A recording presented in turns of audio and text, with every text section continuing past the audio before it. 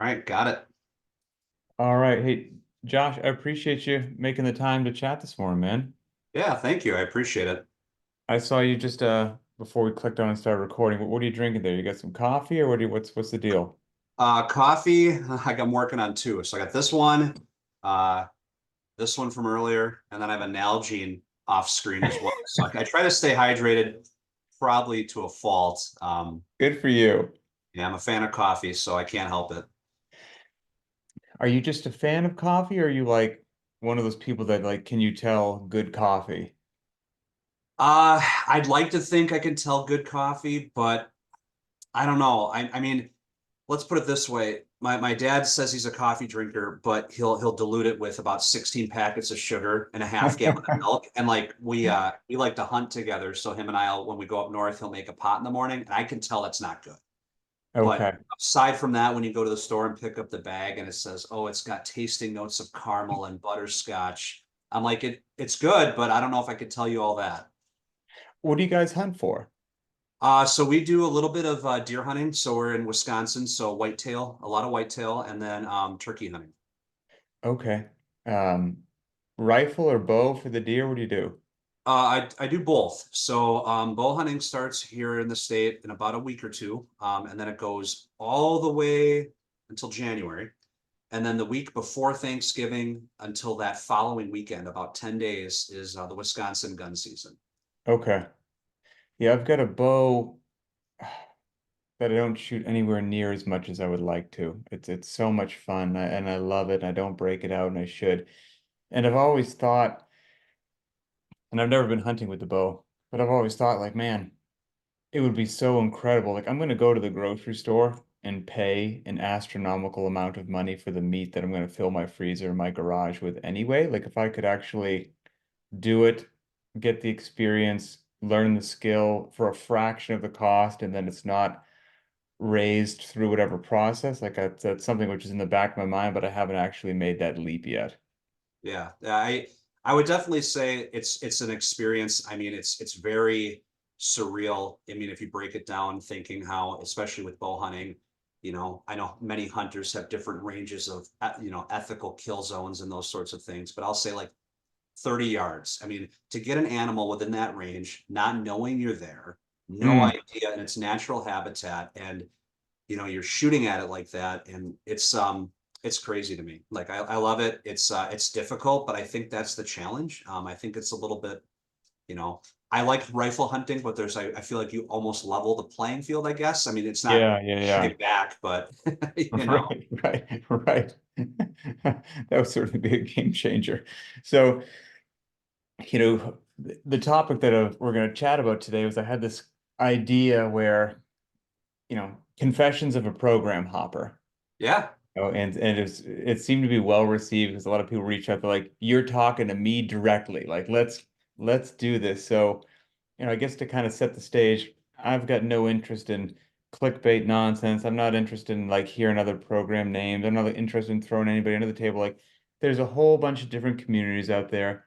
I'm sure some do things better or worse than others, but there's a whole bunch. It's a big fitness world out there. There's a home for everybody, and right. there is just a lot of trial out there in the world, and people hop around and then they find what they like. So I guess that's the kind of frame where we're going to go today. But when I put that out there, why would you label yourself a program hopper? Well, to start, the easiest way is when I think about how many different programs I've tried. I mean, it's embarrassing, but I'm okay with it at this point. But it's embarrassing to You've admit the accepted it. different programs I've tried. I mean, in the past 2 years, outside of what my gym follows, because I'm a member of a local CrossFit gym and they do their own programming. I mean, in 2 years, I might have tried a dozen to 16, 12 to 16 programs. That's impressive. It would be cool if it was something to brag about, but embarrassingly so, I'm not proud of it. But it's all right. And let me pick your brain about that because it's fascinating. And you're actually the first one that I've started this series with. So Sure. I've never really chatted openly with somebody Okay. that thinks they're a program hopper. Let's say that it was on the lower side, that it was 12 over the Yeah. course of 2 years. I mean, that's one every 2 months. Right.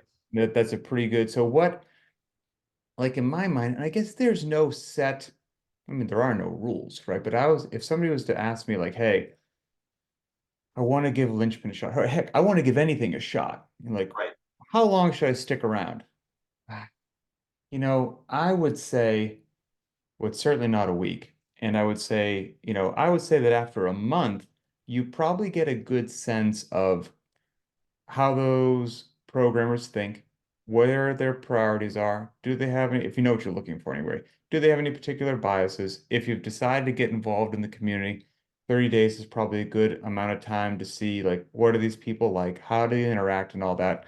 But 30 days is not enough to be like, man, I really rocketed my strength and conditioning to another level. Like some of right, those things take multiple weeks or months. I would tell somebody like, look, if you really want to dip your toe in the water and really give something an honest effort, I would say 3 months, like give it 12 weeks is how it is. And you'll certainly know after 6 months. Like, but after 6 months, you've had so much time for adaptations and all the different modalities. And there's probably been repeat workouts that have come back up again. And you can actually have this meaningful checkpoint back and forth. But I know that's way too long of a time. Like, it's like, I'm not gonna wait 3 to 6 months. And right, so what did you do? Were you there for, like we said, this roughly one every 2 months? Do you think you were on that sort of a cadence, or was it even less? Would you do it for a couple weeks, get bored, stop, pick up another one 3 weeks later? Like, what was your kind of cadence? Yeah, let's start there. What was your yeah. cadence?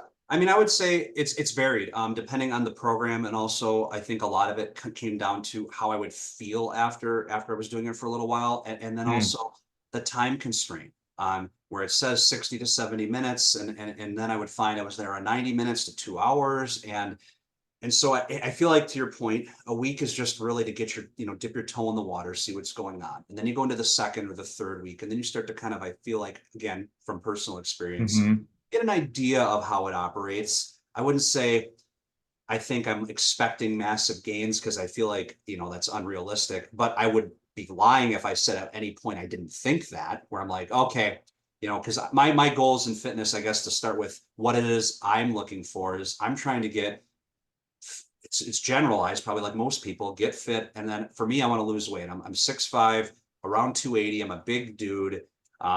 I've weighed more in my younger formative years. I've weighed less. And then I've kind of weighed anywhere in between. And so weight loss is part of the journey. And so to hmm me, part of that I can, get through anything. But I feel like if I wasn't seeing immediate like output and results in that space, I was like, well, something must be wrong. It's the program, it's not me. I would almost Sure. convince myself otherwise. So it's been a wide array. I mean, I've even in some cases revisited programs, abandoned it, and then something caught my eye, whether it was on social media or I heard somebody else doing it and went, well, they must be doing it. They must have success. I'll go back to it.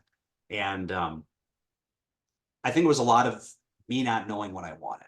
Mm, To be honest with myself, and also level setting with what's realistic in terms of achievable goals, and thinking not everything is like you flip a switch and you're all of a sudden, clean and jerking 325 like it's nobody's business, I mean, hmm I think that was part of the struggle too. Was it all when you would dip your toe into these different programs, check it out, get a feel, decide to stay, decide to leave? Was it all based upon what's happening with the scale, what's happening with the result, or was it also interactions? Because I don't know. I'm sure Sure. there's probably varying levels of community interaction as well. What was your experience with that?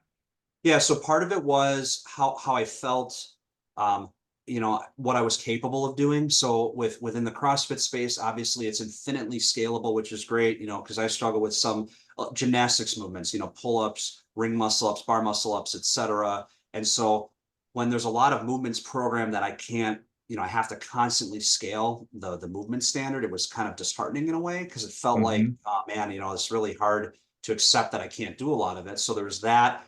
um, the scale was a factor, but I also would be remiss if I didn't say, like, nutrition's obviously much more of a factor than the training. I was not probably as diligent and have my moments of weakness where I'm not the best with nutrition.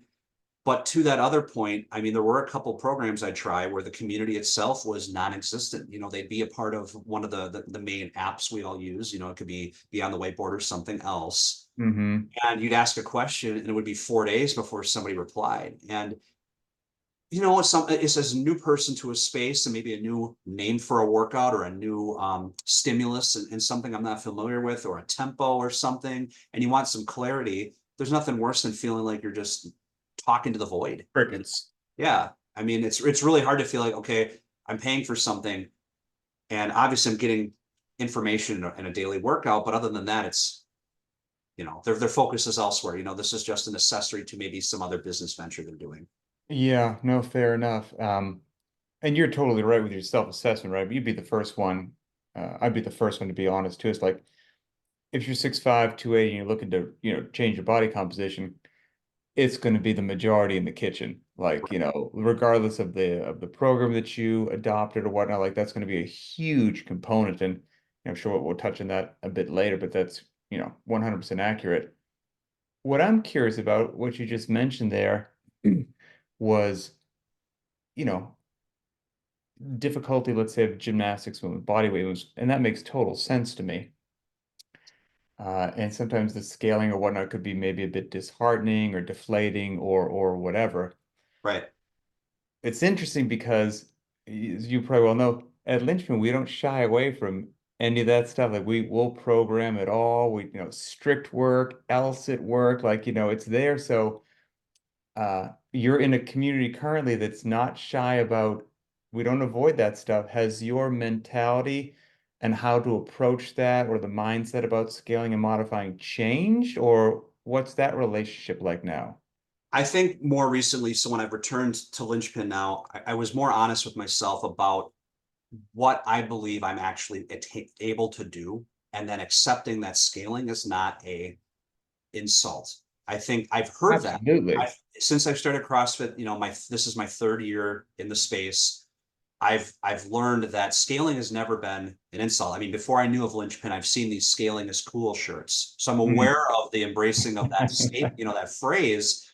But I always, I think, had an ego that I was above that. I'll struggle through it, and then you do a 9 minute AMRAP, and if it says the goal is 4 rounds, well, instead of scaling, I'll just crush myself into moon dust and get 2 rounds, and I'm like, Mm. well, maybe that really wasn't the intended purpose. So this more recent go around, the involvement I have now with Lynchpin, I've really tried to say to myself, scaling is not a bad thing. I can't get better if I don't find something that's within my strength and capability, whether it's the weight on the barbell, the movement with pull-ups, for example. This last week we've done a lot more pull-up work. Well, the gym just recently bought a lat pull down machine, and I've done ring rows and banded pull ups. And I'm like, you know what? Why don't I throw some weight in the lat pull down? Just try to Sure. gauge my lats, do something different. And I'm like, you know what? I got a lot out of those workouts. I was like, I was never did I walk away going, man, I sold myself short. I was scaling. This is embarrassing. It's been a more of a mindset change, much more than anything else. Oh, I'm so glad to hear that. I mean, I think that I've I've been doing CrossFit almost for 20 years now. I started in 2005, and I scale stuff all the time. 20 years down the road. Like Right. it just it is, and it could be from, I got, bad shoulders due to non-fitness related stuff, just doing dumb stuff when I was younger. So I could scale for that. But then sometimes I just scale because I just didn't sleep well. Right.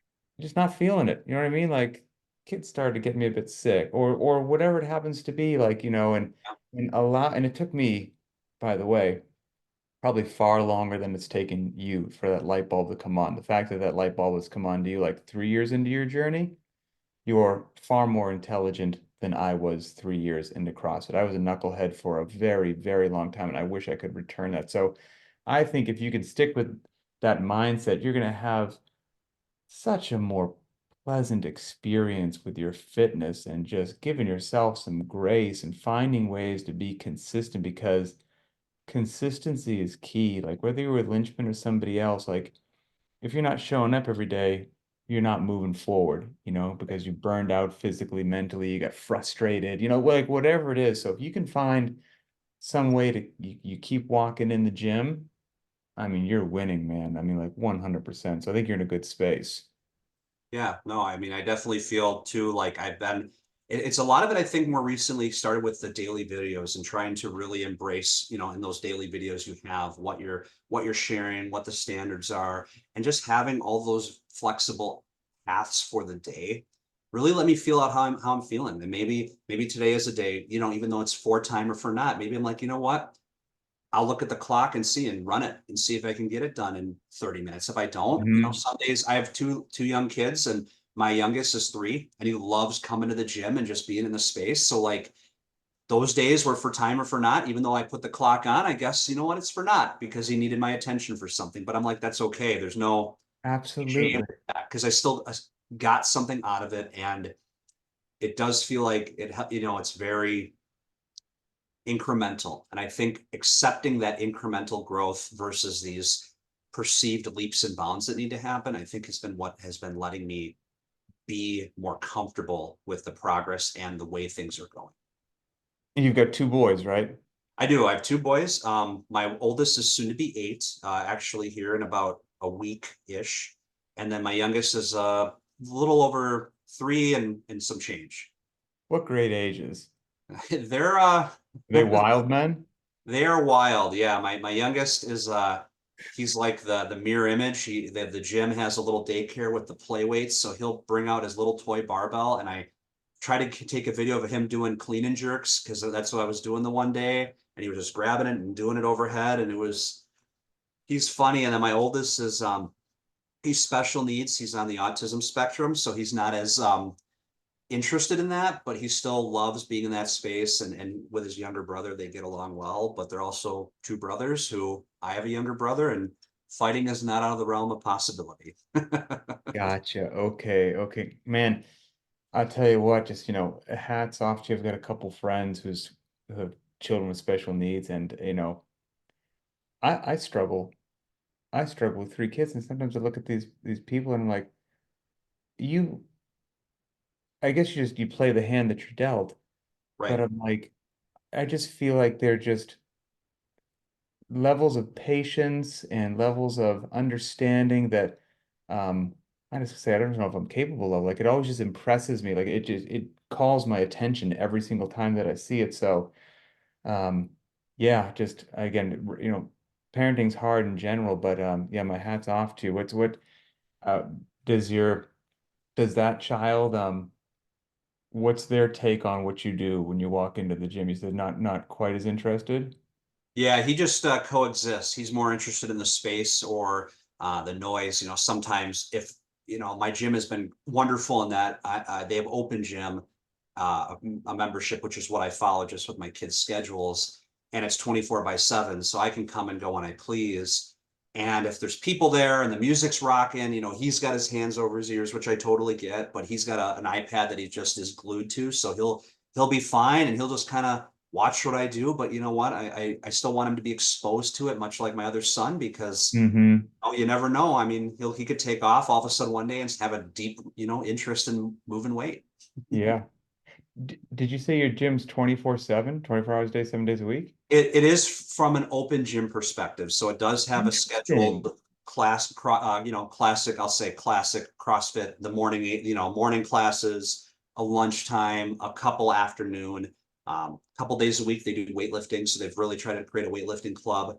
But then for members, you can pay a separate membership fee, like which is what I have for just purely open gym. Um, and obviously they want somebody who's done CrossFit, been in the gym space. They don't just let any guy off the street become an open Okay. gym user. But that's really what's let me kind of explore programming and get involved in some of Huh. this other stuff because the timing, my own pace, it's really been beneficial for somebody like me. I'm fascinated. I've heard of those gyms being out there, but I've never spoken to somebody who's been involved with one. So just whenever you want, you get the access and you can just meander on in there and be doing rope climbs at 11 p.m. Yeah, I mean, obviously, I would say like some things are best done under, when other people are there at the gym. Sure, Oh, sure. sure, but yeah, they have. I mean, they have a door code, so they're part of it. Most gyms are in industrial parks and those sorts of things, so it's attached to a larger series of businesses in an industrial park. They do have a door code, and all they ask is, through I think building a relationship, they know. how trustworthy you are in Mm. terms of closing everything up, making sure lights are off, doors are shut, because it doesn't take much. You forget the garage doors open at 9 o'clock at night, and then Right. all of a sudden walk in and everything's gone. But How popular would you say that option is? I don't. There's definitely several people in the space in the gym who use it. More competitive athletes, people looking to make it to semis. Mostly they're Okay. quarterfinal athletes, maybe pushing beyond that, where they're there 2+ hours, and the daily workout of the day is not enough. But I would Mm. say, in the 100+ members the gym has, maybe a dozen, maybe a little bit less. I'm not really sure, but I do run into other people who leverage it. Okay, okay, fascinating. That's really interesting. You know, uh, you sent me like a little, kind of synopsis, your fitness history, if you will, or whatnot, about, your Yeah, athletics when you were younger.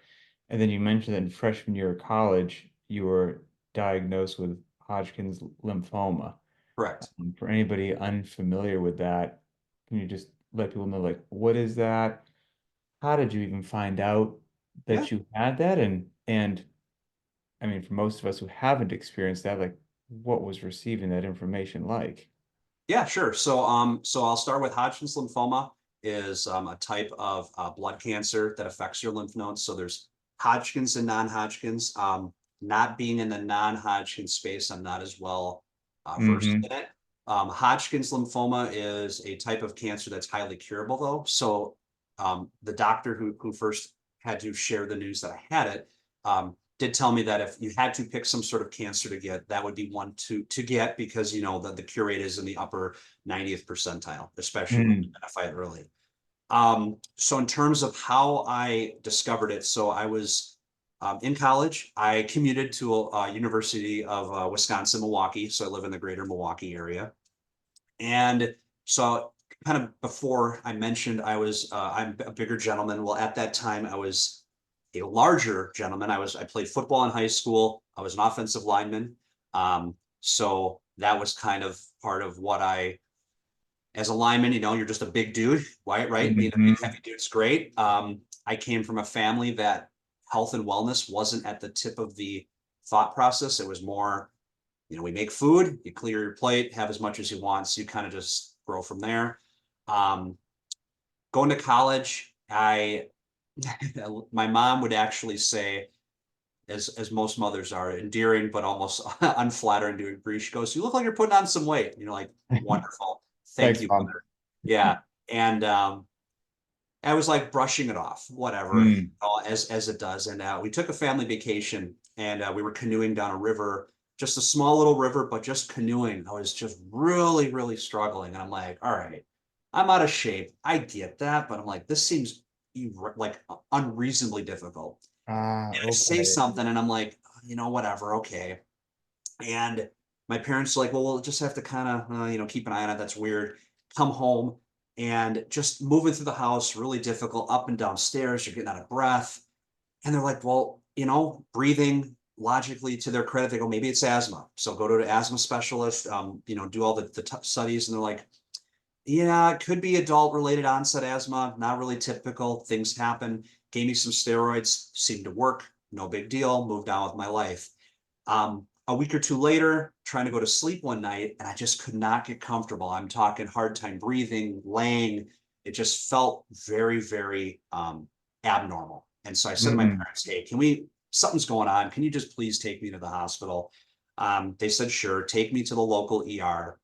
They kind of take a look at me, do some tests. Doctor comes in, and that's when he goes, "You actually don't have asthma. You have Hodgkin's lymphoma, and it's stage 2 or stage 3."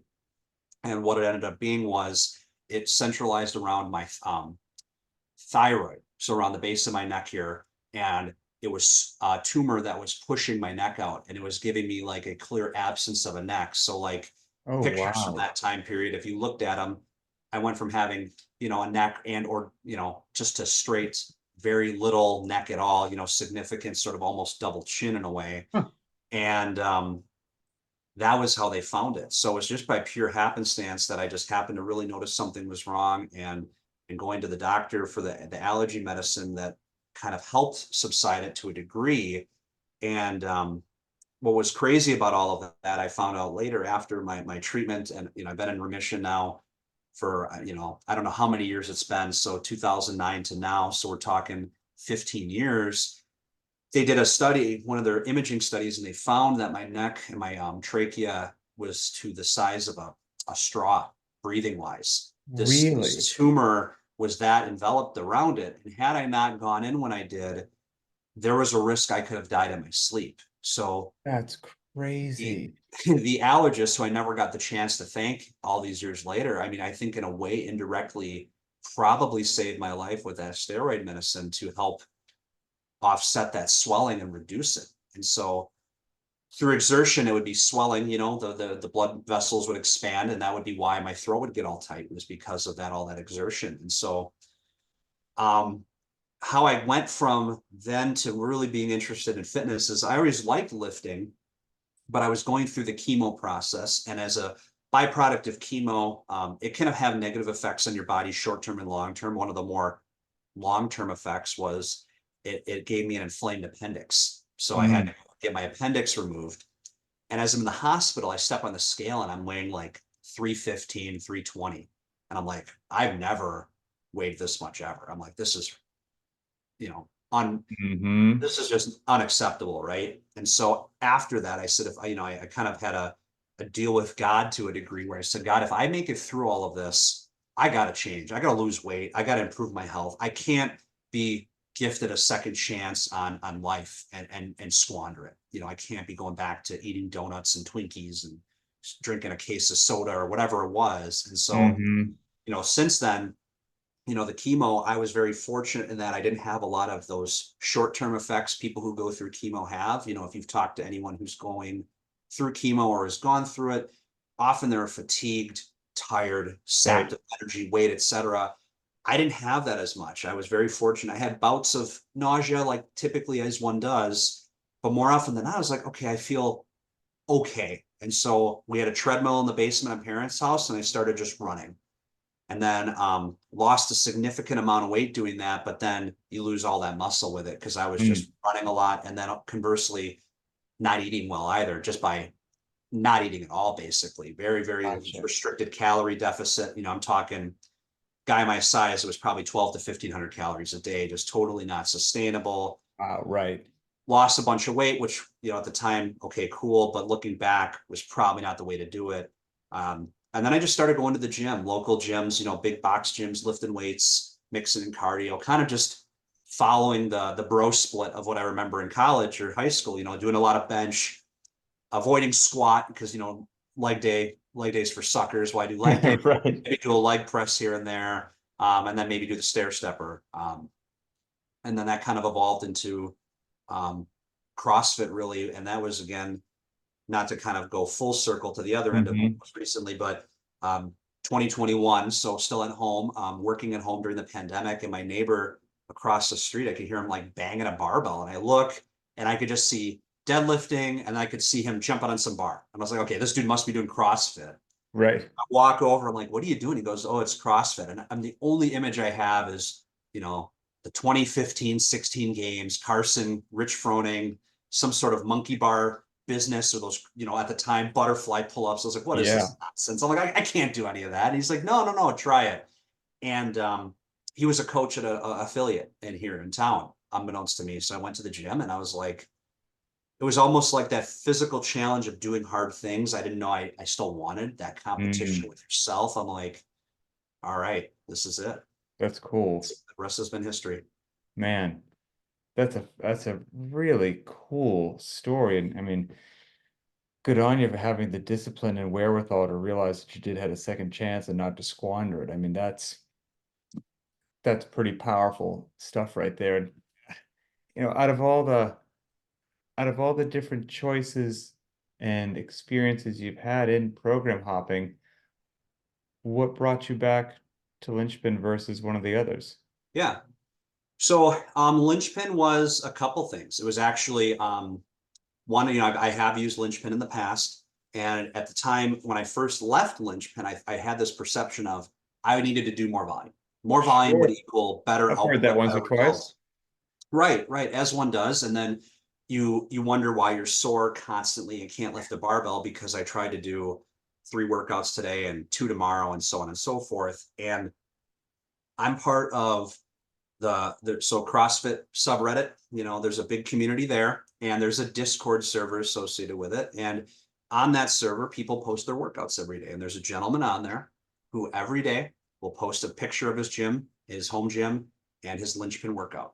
And he has been very consistent, very happy with it, and just would continue to like see progress within himself. And I would be like, man, this guy, you know, he's getting the right dosing. He seems to be happy with it. I'm like, what's the secret? And I would ask him on the side, I'm like, how do you like doing this? He's like, it's the right amount of volume. He's enjoying the balance. He's enjoying the varied, the not random, but the Mm-hmm.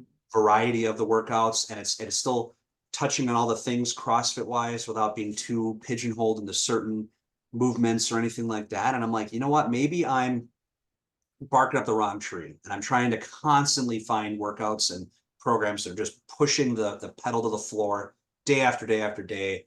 And maybe I just need to find something that's within that time period I'm looking for, but also the modulating the intensity, something Yeah. that knows, like, I think when I rejoined, what really kind of, I think solidified this for me was the one, you had a video and you talked about that very phrase.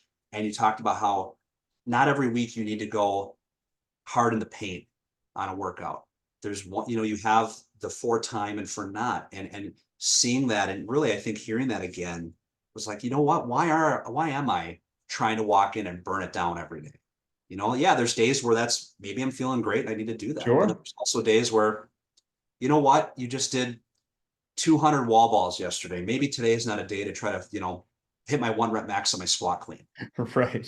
So it's like, a little bit of humility, and I think a hard look internally as to what I'm capable of doing and what's best for me long term.